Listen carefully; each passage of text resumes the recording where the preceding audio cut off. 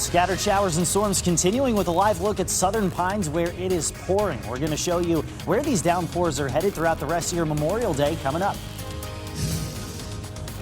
2 attorneys shot, 1 person in jail. The new details we have this noon about the woman police say pulled the trigger. Plus, all gave some gave all, honoring Americans who fought and died for our country.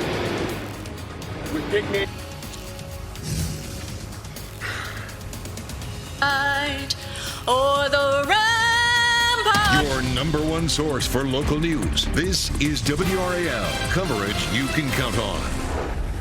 Scattered storms are with us this Memorial Day. Thank you so much for joining us. I'm Renee Chu. And I'm Laura Levine. Meteorologist Chris Michaels is tracking just how long those showers will stick around and when we'll get a break in the humidity, Chris. Hey, you know, the humidity is what's contributing to these downpours that seem to be moving over some of the same areas. I've shown Southern Pines and Pinehurst a few times this morning and noticed the golfers are off the course because of some lightning in close vicinity. Sanford's another place we've mentioned pretty often, and I'm showing that because the showers that are currently in Southern Pines, they're heading towards Sanford. Areas like Broadway and Vass dealing with that. Some of those lightning strikes also showing up on the Hoke County side of things near Rayford. And that's going to continue to move into parts of Harnett County as well. So Lillington and Andrew, whereas you've seen a break in the rain recently, that's going to start to fill back in.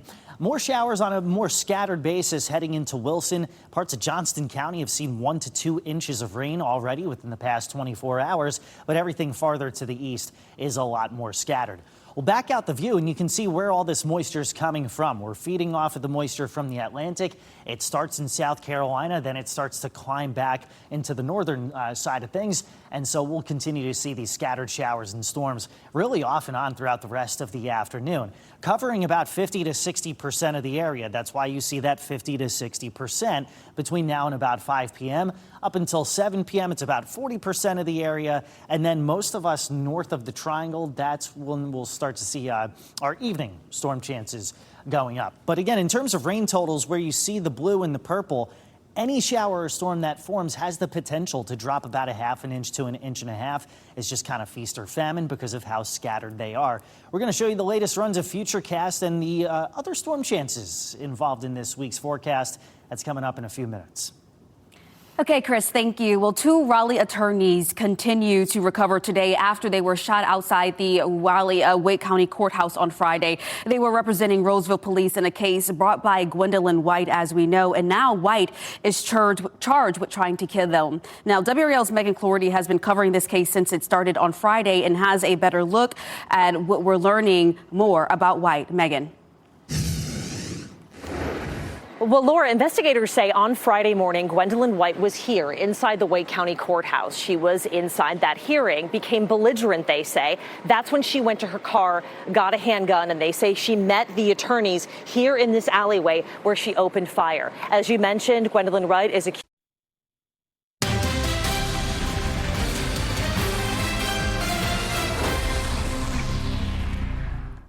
Welcome back here. We're talking about the UNC Health Championship coming up this week.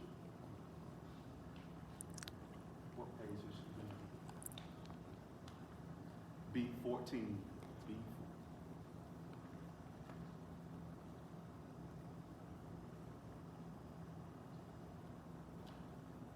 All right. Well, millions from the Gulf Coast to the Northeast are still drying out from rain-soaked Memorial Day weekend celebrations. Roaring thunderstorms wreaked havoc in some states with lightning ripping through 2 homes in Texas. Heavy rain also flooded homes in the Midwest and rushed across roads in the South.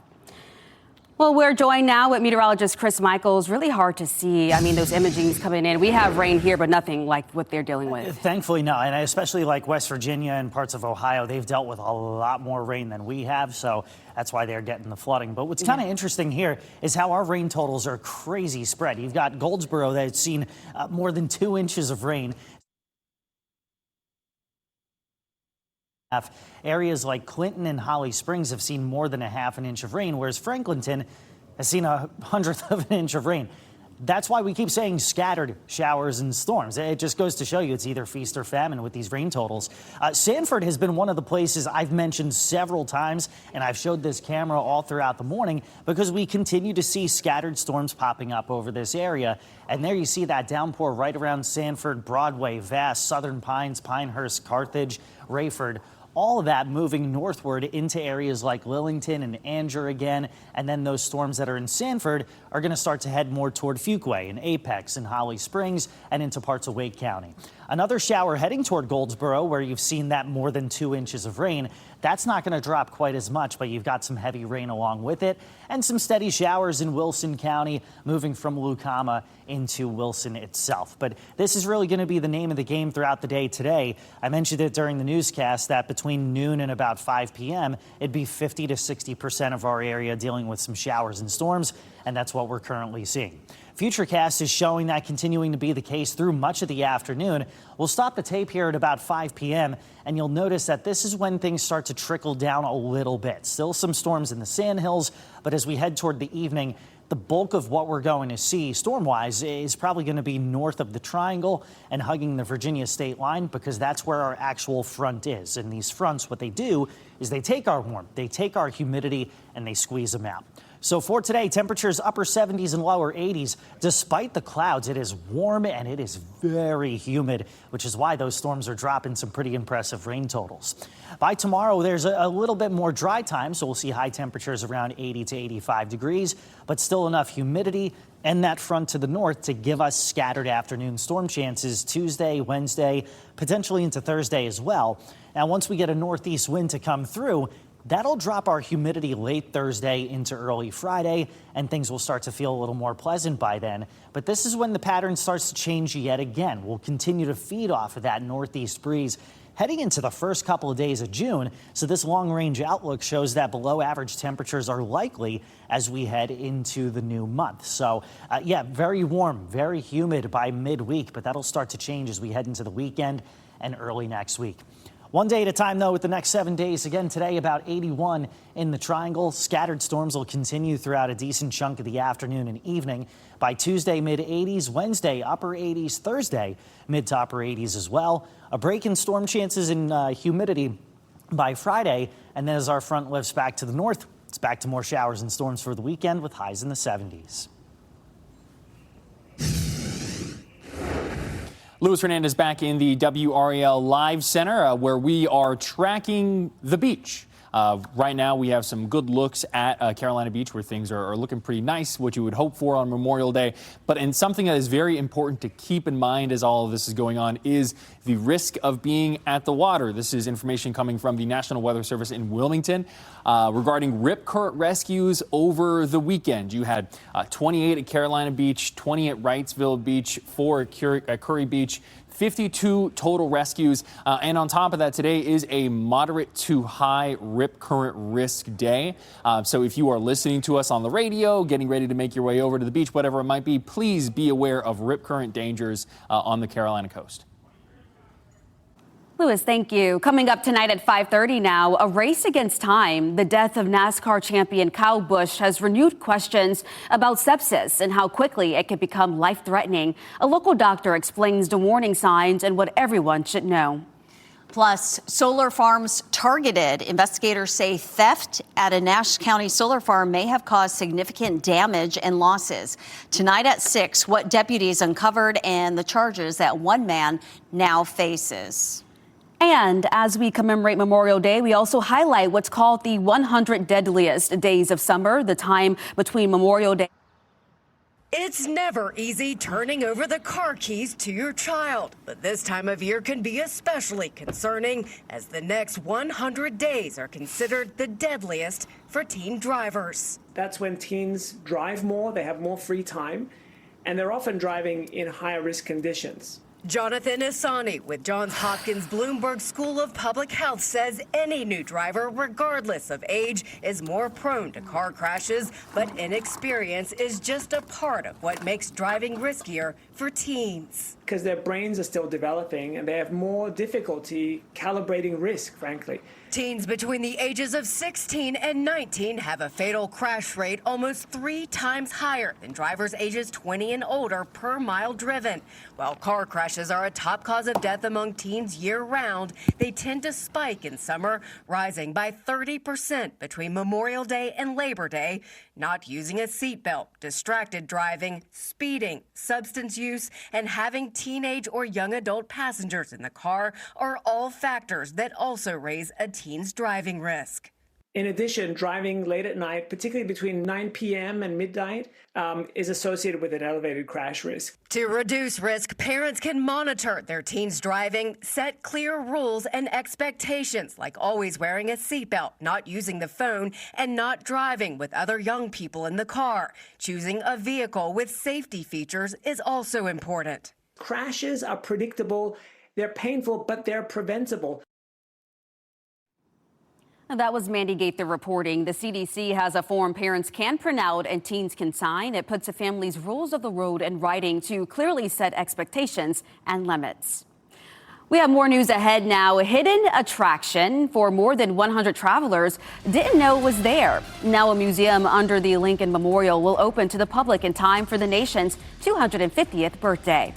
And if you see breaking news, have a story tip, or take video or pictures of the weather, please report it to us. You can go to WRAL.com/report it to send your video, pictures, or tips to our news team.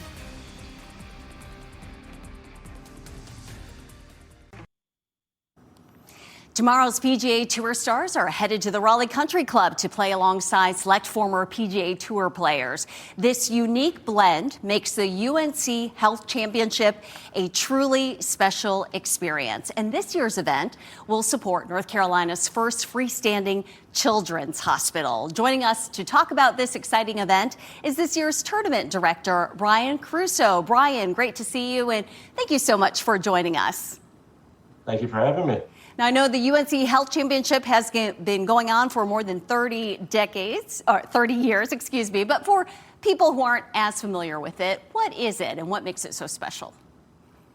This event has, we have a long tradition of charity golf benefiting the community, and this is the 4th edition. We have players arriving on site here at Raleigh Country Club, where we have 156 of some of the best professional golfers in the world convening here to start competition later this week as part of the Korn Ferry Tour, which is the primary pathway to the PGA Tour. You said every year this is to benefit the community. How will the proceeds of the event be used this year? The tournament will benefit North Carolina Children's, which is an amazing project that our community should know about, obviously. We also benefit 9 other community partners in our community. So it's really a community event that gives back, involves those groups to make special experiences for them, and showcase our commitment at UNC Health to this community and our city. And NC Children's Hospital will be built in Apex. They already have land for that. We've been covering that, and the groundbreaking will be next year. So exciting plans on the way, and this tournament will help benefit that. Talk about the draw for people who love golf and even people who are not fans of golf. Sure. Well, most golf fans have probably come seen our event. This is our fourth year at Raleigh Country Club, which is a beautiful place to spend an afternoon, whether you like golf or not. We obviously have tremendous action. These are some of the youngest, most promising professional golfers in the world. But we really have something for everybody. We have great local food from restaurants like Raleigh Times and The Pit. Trophy Brewing is a partner of ours this year. They'll be featuring their great beers. Two Roosters will be here on site. Everybody loves Two Roosters and ice cream. So we have lots of different things happening. We'll have UNC Health therapy dogs for people to come and visit here. So it's an inexpensive event. It's only $20 a day and half price on Thursday. Parking and everything is free. So it's a welcoming event, inclusive event, but there's action and things for people to do whether they like golf or not. Well, the UNC Health Championship starts this Thursday. It runs until Sunday. They'll be competing at Raleigh Country Club. Where can people buy tickets? Tickets can be purchased at UNCHealthChampionship.com, or here at the gate, we'll have tickets available. So we encourage people to come out, and if you haven't been here, to enjoy the action. And the weather forecast looks like things will cooperate, and it'll be really nice and not very hot weather for the golf. So it should be a great event there. The UNC Health Championship. Brian Caruso, thank you so much for talking with us. Thank you. We have more news ahead now. Remembering George Floyd. 6 years ago today, the Fayetteville native was killed in Minneapolis. We have a look ahead at plans for a memorial at the site of his death. And more than a holiday, Memorial Day honors those who paid the ultimate price for our freedom.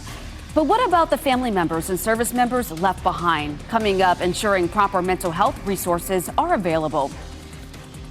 And here are the winning lottery numbers. We'll be right back.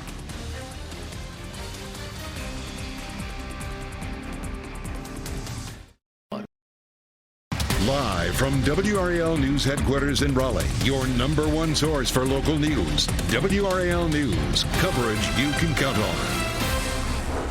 Memorial Day honors all military members who died while serving our country. Still, some psychology experts say today can carry heavy emotions and prove difficult for active and former military members, as well as their families. Yes, that's absolutely. Sue Guzman reports experts say raising awareness about mental health is critical.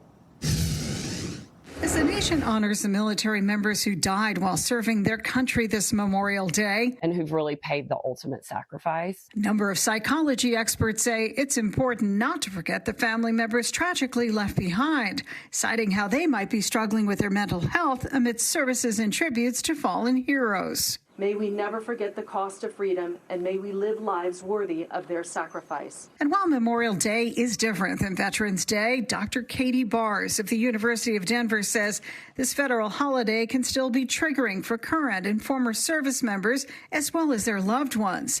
Experts also cite how this Memorial Day takes place as tensions remain high across the Middle East. Anytime there's an act of conflict, it is triggering for other veterans who have served in similar conflicts, right? It can increase people's depression, symptoms of PTSD, sometimes substance use. Mental health professionals say it's critical to ensure the proper support is in place for military personnel and their families, especially in more rural areas that could be underserved. We know that about 17 veterans per day die by suicide. Military and veteran families experience a unique set of challenges. So oftentimes they experience multiple moves. Military and veteran children experience things like increased academic challenges, sometimes behavioral challenges, and then sometimes attachment type challenges due to their family member being deployed. And that was Sue Guzman reporting. Now, the origins of Memorial Day stem back to the aftermath of the Civil War. It was originally called Decoration Day, and keeping with the tradition of placing flowers, flags, and wreaths on the graves of deceased soldiers. It officially became a federal holiday and named Memorial Day in 1971. A hidden museum beneath the Lincoln Memorial is set to open next month, just in time for the nation's 250th birthday. A 15,000 square foot museum contains a large bookstore, new restrooms, and an updated elevator. The new exhibit will explain the memorial's history for the first time and showcase events that have taken place at that location. Notable events include Marian Anderson's 1939 Easter morning concert after she was denied use of Constitution Hall due to racial discrimination, and MLK Jr.'s I Have a Dream speech. Part of the Smithsonian Castle is now open to the public. The historic building on the National Mall had been closed since early 2023 for its first major renovation in more than 50 years. Now, in a few weeks, the castle will host American Aspirations. Among the treasures that will be on display, a rare small-scale model of the Statue of Liberty, a treaty between the U.S. and the Iroquois Nation signed by George Washington, and a famous broadside written by abolitionist Frederick Douglass. Well, 6 years ago today, George Floyd was killed by Minneapolis police officer Derek Chauvin. Video showed Chauvin kneeling on Floyd's neck for about 9 minutes, despite Floyd repeatedly saying he couldn't breathe. A jury found Chauvin guilty the following year. Leon Purvis has an update on plans to transform the area where the crime happened into a memorial to Floyd. For nearly 6 years, George Floyd Square has stood as a place of remembrance, filled with memorials, artwork, and community gatherings at 38th in Chicago. But soon, this intersection will begin a new chapter.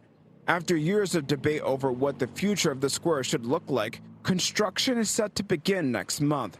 The City Council's original pedestrian mall proposal would have kept the area closed to most vehicle traffic and preserved the area. The idea faced pushback from some businesses and residents. I don't want the pedestrian mall. City leaders ultimately moved forward with a flexible open street design. Under the plan, 38th Street and Chicago Avenue would reopen to vehicle and bus traffic, while the area where Floyd was killed would remain closed to traffic. Renderings also show wider sidewalks, new gathering spaces, and improved infrastructure throughout the intersection. How do you balance community and social justice to make sure that everyone gets exactly what they need? One business owner says he's hopeful the redesign could bring more people back to the area while still preserving the space's deep emotional significance. I want the roads back open. I want the bus line to come back this way if it can. I want the street lights back up there. City officials say memorials and community gathering spaces will remain part of the redesign during and after construction, although locations may shift. However, artists and community members will be engaged to ensure the public can continue to access the memorials during construction. And that was Leon Purvis reporting. City leaders say that construction will begin on June 8th and is expected to be completed by 2027. Name change. Why a park named after the late Union leader Cesar Chavez has a new name. And don't forget to download the new WRAL weather app and plan ahead for rain. Turn on alerts to get notified about severe weather in your location. It's free wherever you download your apps.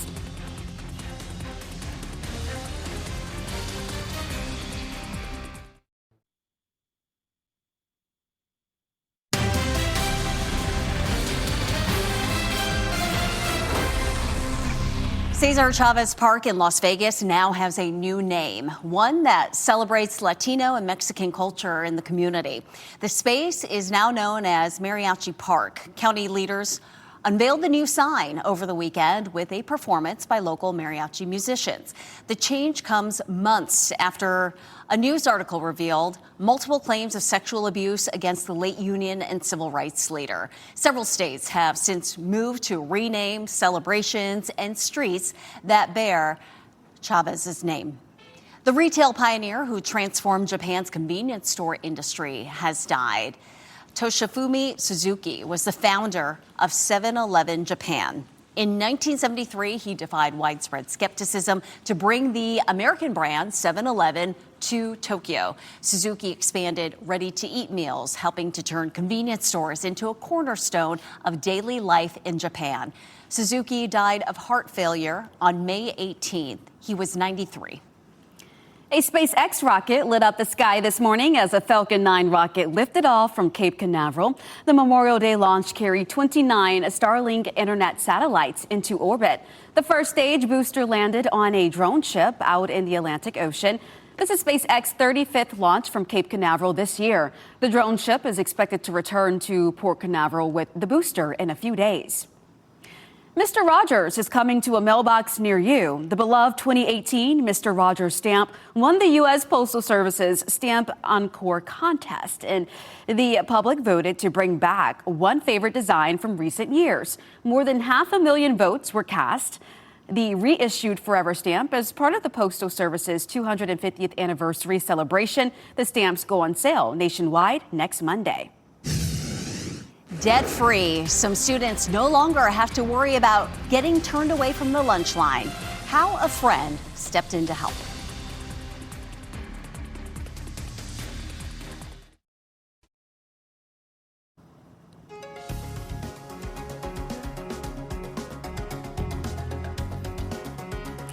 Now to the investigation into Saturday's shooting outside of the White House. President Trump was inside when a gunman opened fire at a Secret Service checkpoint just after 6 p.m. The suspect is dead and a bystander was shot. NBC's Julie Susurkin shares all the new information.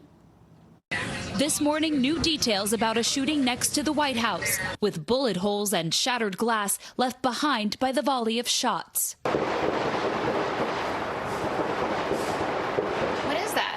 Officials say 21-year-old Nasir Best walked up to a Secret Service checkpoint Saturday evening, pulled a pistol out of his bag, and began shooting at officers who returned fire, killing him. Let's go, let's go, let's go. The White House temporarily on lockdown. I'm going! A second person, an adult male who authorities believe to be a bystander, was struck by gunfire and transported to an area hospital.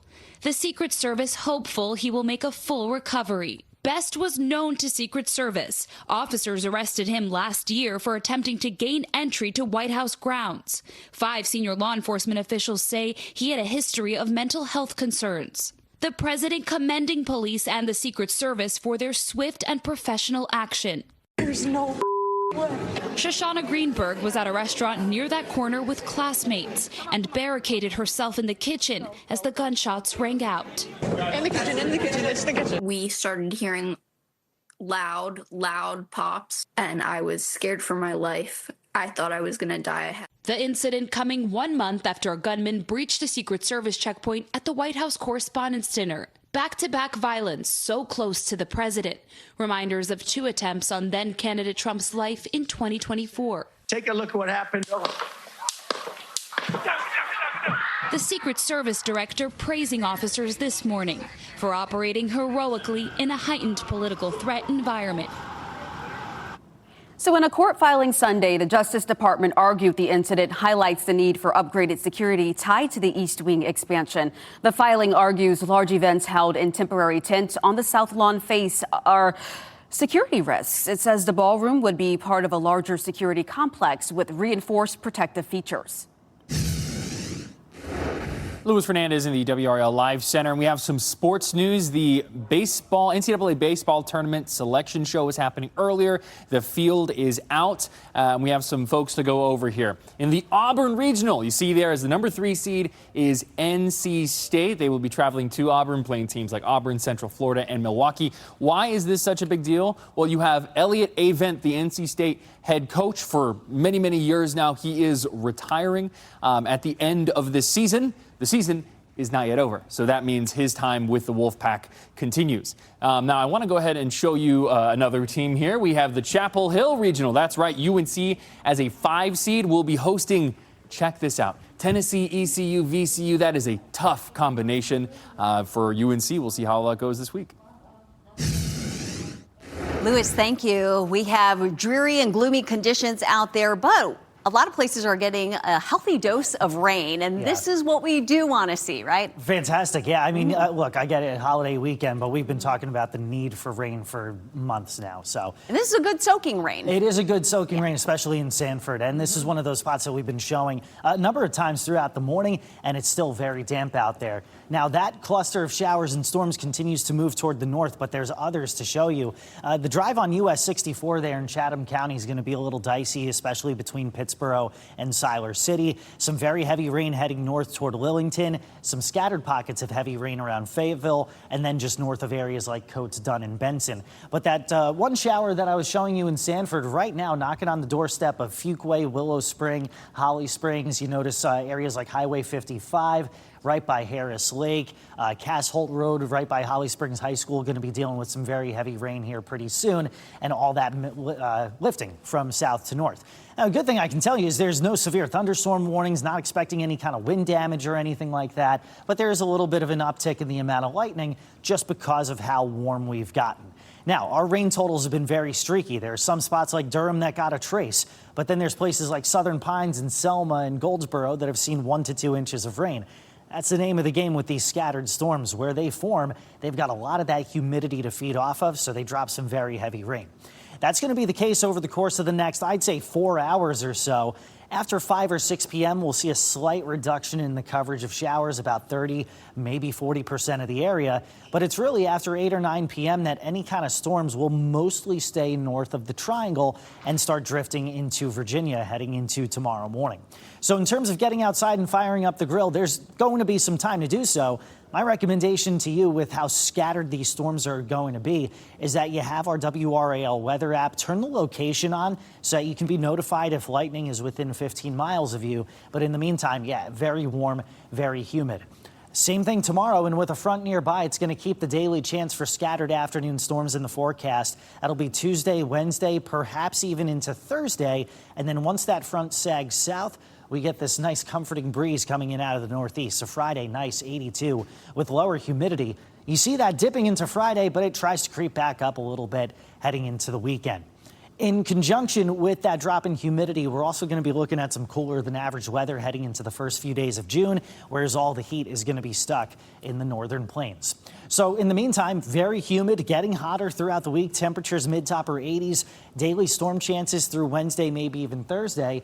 A nice break in the action by Friday. Then as we head into the weekend, could see a renewed chance of showers and storms as early as Saturday evening. Chris, thank you. And right behind us, downtown Raleigh's getting a good dose of rain right now. Erasing school lunch debt. A fifth grader with the heart of gold. The fundraiser he created to help fellow students focus on grades instead of hunger.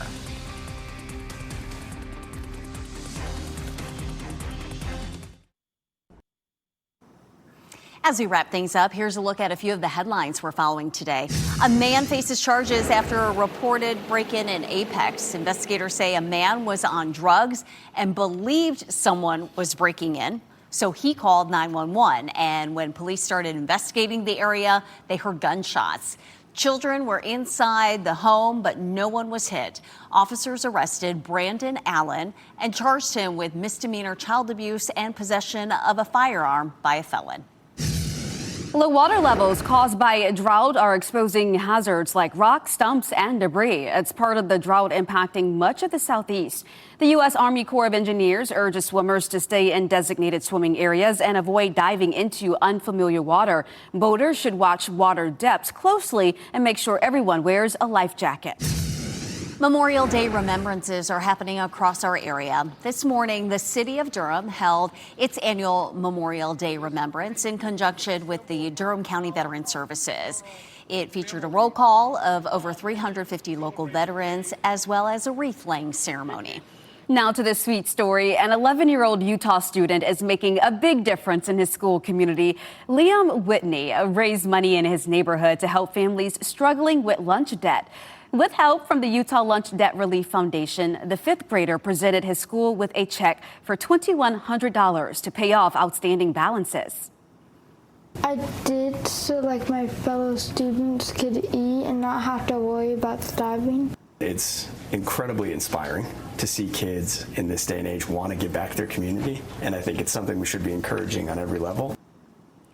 Liam is not stopping there. He plans to spend the summer raising more money for a sixth grade service project. What a big heart. Our pet of the day comes to us from Safe Haven for Cats.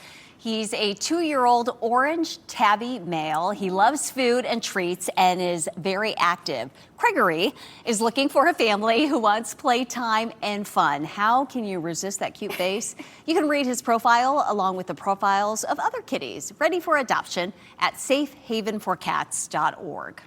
Well, solar farms targeted. Investigators say theft at a Nash County solar farm may have caused significant damage and losses. Today on WRAL News at 4, what deputies uncovered and the charges one man now faces. NBC News Daily is next on WRAL, your next local news update in 30 minutes. And you can get breaking news anytime and updates anytime with our WRAL News app. We hope you have a great Memorial Day.